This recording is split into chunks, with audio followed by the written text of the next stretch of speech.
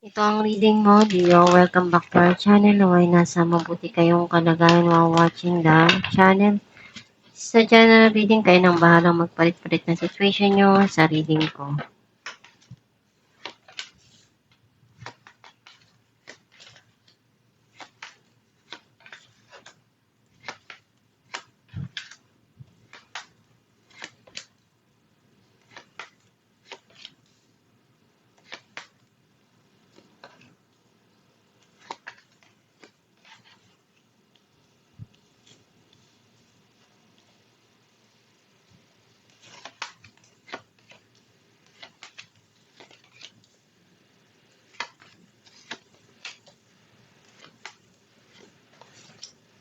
At the bottom of the deck, 5 of Pentacles.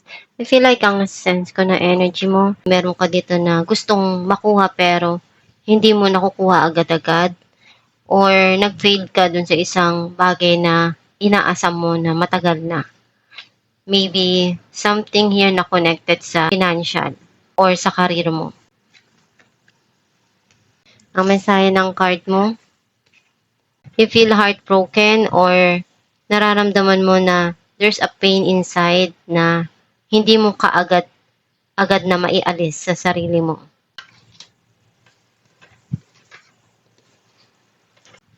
Gagawa ka ng paraan na alam mong makakabuti para dun sa mga pangarap mo o dun sa mga gusto mo.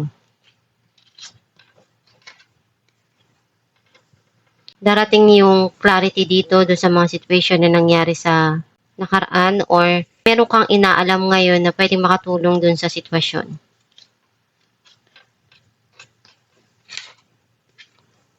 Andun yung pagsusumikap mo. Lahat gagawin mo para sa trabaho mo at sa karir mo. And lahat lang yan, darating din yung panahon na magpe-paid off din yung hard work mo.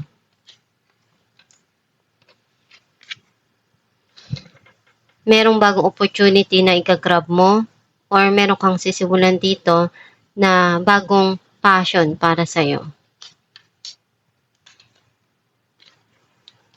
Kung ano yung pagkukulang, pinupunuan mo. Some of you, umaasa ka na one day makuha mo kung ano yung goal mo. Marami ka pang gusto na mangyari sa buhay mo and pinag-iisipan mo mabuti kung paano mo yun ma-achieve. May darating na blessing na pinaghirapan mo. Some of you, mayroon kang minamanifest na financial blessing na gusto mong makuha. Unti-unti ka nang nagiging okay doon sa mga nangyari sa nakaraan or gusto mong lumipat ng lugar.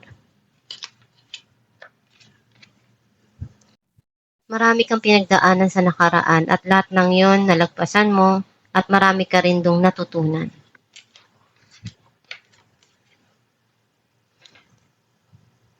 Alam mo kung ano yung responsibilidad mo at kung ano yung kaya mo doon, pupunuan mo.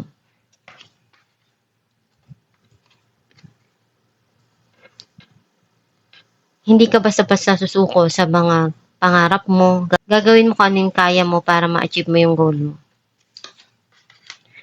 Narepay natin ng 3 of Swords.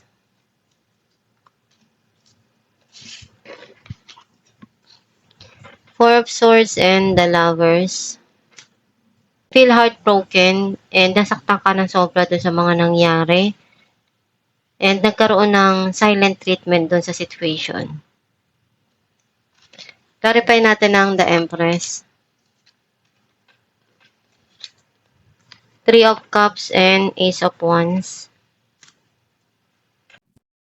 Kung ano yung pagtsatsaga at pagtatrabaho na ginawa mo before, unti-unti nang darating sa'yo yung magandang outcome na pinaghirapan mo at alam mo na deserve mo yun dahil ginawa mo lahat ng kaya mo para mas mag-improve pa yung career mo at makuha mo kung ano yung goal mo.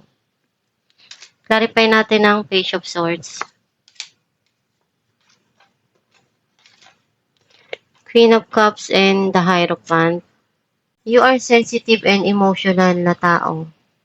Maaring meron ka narinig na hindi maganda or nalaman na para sa'yo, nagpalungkot sa'yo. And pinagpapasadyos mo na lang kung ano yung hindi mo nagustuhan dun sa mga narinig mo or nalaman mo. Some of you, gusto mong maramdaman yung pagmamahal o pag-aaruga na binibigay mo. Gusto mo rin yun na maibigay din sa'yo. Clarify natin ng Eight of Pentacles. Six of Cups and Nine of Pentacles. Matalungin kang tao kung ano yung meron ka, ibibigay mo. Especially do sa mga mahal mo sa buhay. Some of you, unti-unti magkakaroon ng growth sa financial at kung ano yung kaya mong maibigay dun sa taong mahal mo, ibibigay mo. Clarify natin ang Ace of Wands. Six of Wands and Ace of Pentacles. Meron ditong darating na opportunity na ikagrab mo at magsasucess ka doon at makukuha mo kung ano yung minamanifest mo na blessing. Clarify natin ang the Star. Knight of Wands and Ten of Pentacles. Meron ditong darating na abundance and prosperity. Some of you, long-term na financial stability or relationship. Clarify natin ang Two of Wands. The Chariot and the Sun. Unti-unti ka nang nag-heal sa mga pinagdaanan mo at naranasan mo sa nakaraan. Clarify natin ang Ace of Pentacles.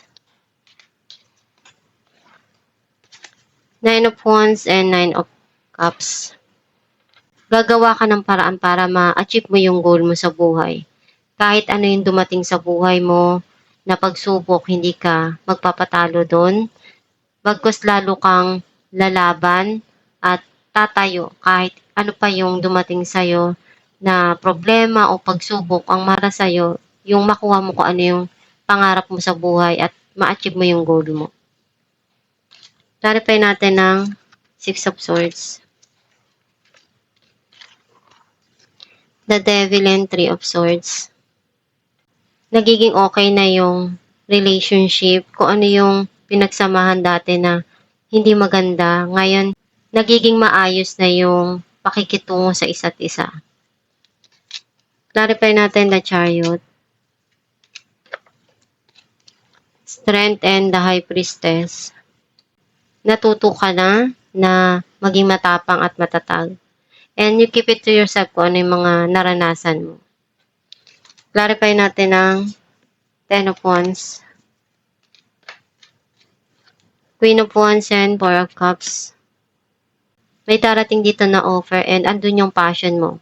And nakikita ko na magiging masaya ka dun at magsasucess.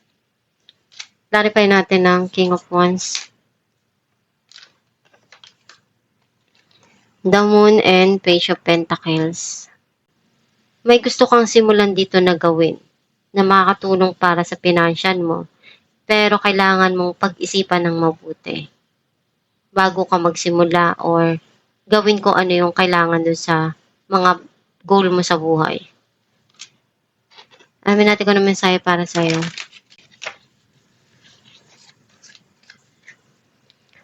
When I truly surrender my desires to the universe, a mighty force of faith can set in.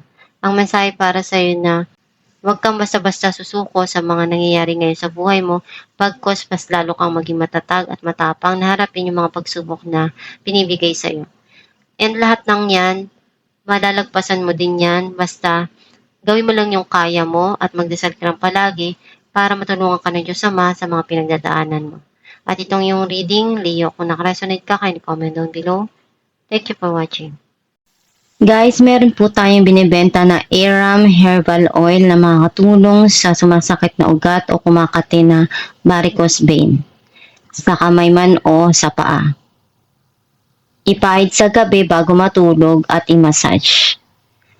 And nakakatulong din siya na mag-fade ang iyong varicose vein. Ipahid 2 times a day at i-massage araw-araw.